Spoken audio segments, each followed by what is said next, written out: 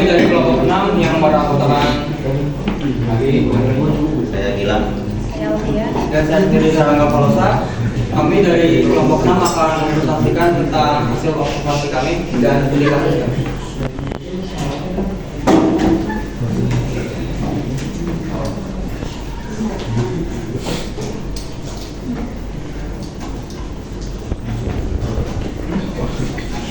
Pertama dari analisis lokasi dan eksterior dari ASKO. Pertama, posisi ASKO ini terletak di dalam mall yang memiliki banyak pengunjung tiap harinya dan ramai setiap weekend. Jadi pas kita ke sana tuh itu udah lumayan ramai, banyak orang yang lihat produk di sana.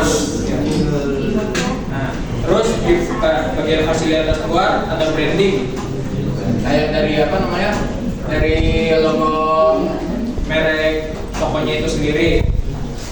Nah, terus tema terdapat dekorasi Natal karena sudah mendekati waktu Natal.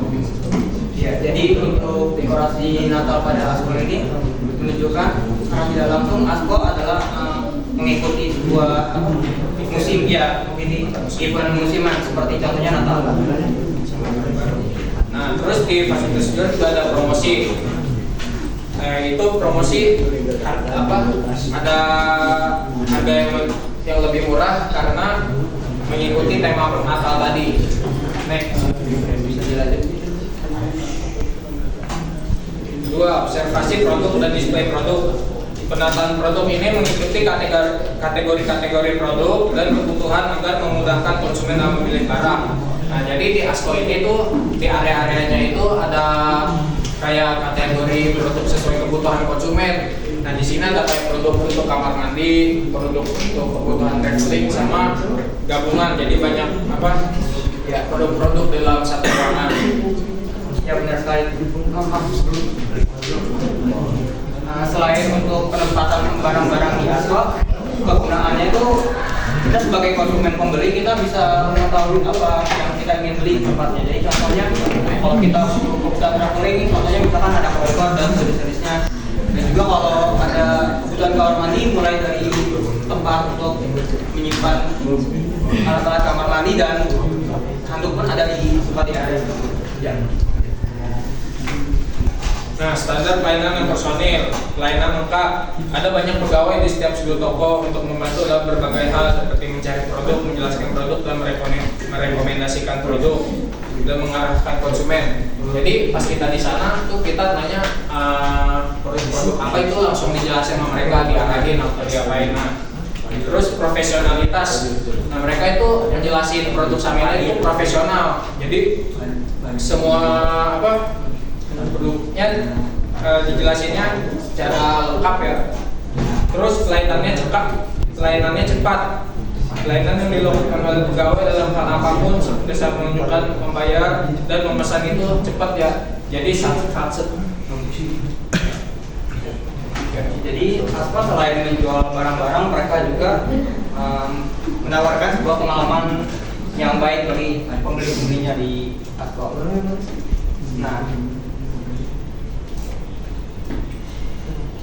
Nah, kesimpulan dan saran.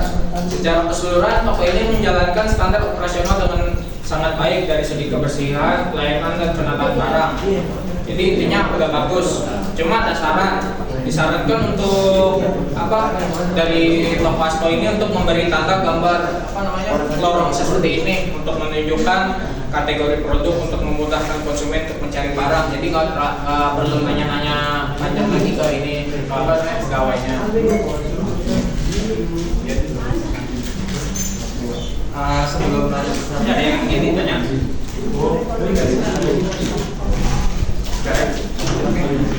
Jadi menghemat waktu kita lanjut. Selanjutnya studi kasus Indomie di Nigeria. Ekspansi Indomie ke pasar Nigeria.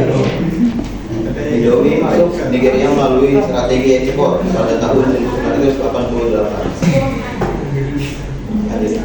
Pada tahun 1995, Jufil Prima Food mendirikan pabrik lokal untuk produksi masif. Nigeria adalah pasar mie instan terbesar di Afrika dengan populasi lebih dari 200 juta. Indomie menyatakan pasar baru dengan edukasi konsumen mie instan. Lonjakan urbanisasi dan gaya hidup cepat membuka peluang strategi. Kerangka teori memahami strategi Indomie. Pemasaran global menyesuaikan rasa kemasan dengan preferensi lokal. Dari global budaya, Indomie menjadi bagian dari identitas muda Nigeria.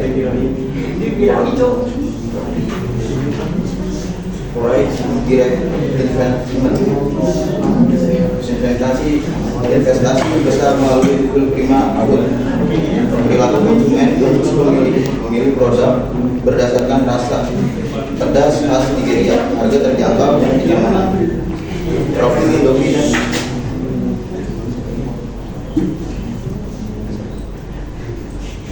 Profil Indomie dan potensi pasar Nigeria. Indomie menjadi pelopor mie instan yang sebelumnya belum dikenal masyarakat Nigeria. Nigeria mengalami urbanisasi cepat yang meningkatkan permintaan makanan cepat dan praktis. Pertumbuhan kelas menengah memperkuat posisi Indomie sebagai makanan terjangkau namun bergizi. Pasar berkembang pesat setelah edukasi konsumen melalui iklan, TV, dan distribusi di sekolah.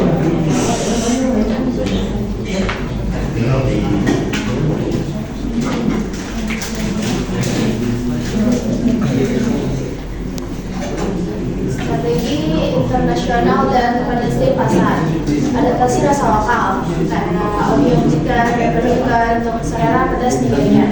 Strategi harga kompetitif agar terjangkau seluruh lapisan masyarakat di Nigeria. Promosi menggunakan selebritas, musisi, dan influencer lokal. Distribusi diperluas hingga pedesaan dengan jaringan logistik lokal. Pabrik lokal mengurangi biaya impor dan meningkatkan efisiensi produk. Dampak ekonomi dan sosial dari kehadiran Indomie. Membuka lapangan kerja, terciptanya produksi, distribusi, dan penjualan Indomie. Industri pendukung berkembang seperti kemasan, bahan baku, dan logistik. Hubungan dagang Indonesia dengan Nigeria semakin kuat melalui ekspor dan investasi. Indomie menjadi ikon budaya anak muda melalui musik, dan budaya internet. Produk menjadi simbol globalisasi budaya yang menyatukan selera global dan lokal. Tantangan dan dinamika masyarakat Nigeria. Tantangannya, kompetitor lokal muncul dengan mengembangkan varian rasa pedas khas Nigeria. Fluktuasi nilai tukar Thailand berdampak pada biaya produksi dan harga bahan impor. Isu regulasi keamanan pangan menuntut standar kualitas tinggi dan transportasi gizi. Proteksi industri lokal memaksa perusahaan menaikkan kandungan bahan lokal. Adaptasi kebijakan dan inovasi produk penting untuk bertahan. Kesimpulan, faktor keberhasilan Indomie di Nigeria. Indomie sukses mendominasi pasar melalui strategis adaptasi budaya dan pemasaran kreatif. Investasi produk lokal melalui FDI meningkatkan efisiensi dan mendukung ekonomi lokal. Maksudnya Indomie membuka peluang besar bagi produk Indonesia di Afrika. Integrasi strategis bisnis dan diplomasi ekonomi membuka pasar dengan mereka. Sekian studi kasus untuk Indomie di Nigeria.